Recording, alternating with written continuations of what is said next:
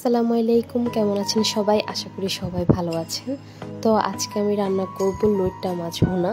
লইট্টা মাছটা অনেকেই পছন্দ করেন না, কিন্তু আমার কাছে অনেক বেশি ভালো লাগে এইভাবে রান্না করলে। তো এই জন্য আমি প্রথমে 1 কাপ পরিমাণ তেল দিয়ে দিচ্ছি। তারপর বেশ কিছু পরিমাণ পেঁয়াজ কাঁচামরিচ কুচি দিয়ে দিলাম 1 চামচ লবণ, 3 চামচ পরিমাণ রসুন বাটা, 1 চামচ পরিমাণ হলুদ গুঁড়া,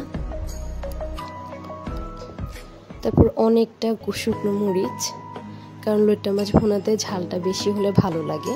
তো এই জন্য গুঁড়ো মরিচটা আমি একটু বেশি করে দিয়েছি, আপনারা চাইলে কমিয়ে নিতে পারেন। তো সব মশলা দিয়ে ভালোভাবে মিশিয়ে নিচ্ছি। তো এখানে আমি আগেই লইট্টা মাছটাকে ধুয়ে পরিষ্কার করে রেখেছি।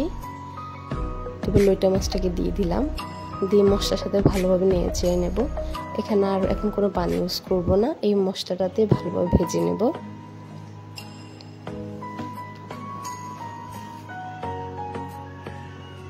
তো এই তো মাছটা আমার ভালোভাবে ভাজা হয়ে গেছে মশলাতেই। এবার আমি একটা টমেটো কুচি করে দিয়ে দেব। টমেটো দিয়ে ভালোভাবে নেড়ে দিয়ে দেব 1 কাপ পরিমাণ পানি।